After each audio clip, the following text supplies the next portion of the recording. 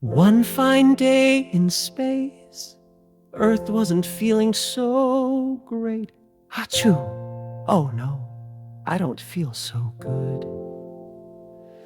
Moon started to be concerned. You okay, buddy? Shall I make you some hot comet soup? And then it happened, the biggest sneeze in the Milky Way galaxy. Achoo! Earth sneezed so hard, it tilted the other way.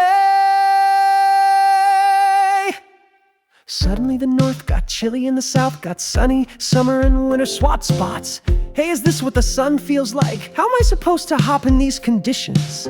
Down on Earth, some curious kids noticed something was wrong. Why is it suddenly snowing? Earth's tilted the wrong way. That's why the seasons flipped. Here's how seasons really work. Earth is tilted like it's leaning a little. When your part of Earth tilts toward the sun, it's summer.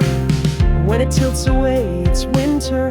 The northern and southern hemispheres take turns getting more sunlight. Earth rested and started to feel better. I feel more balanced already. No more sneezes, please. Uh-oh.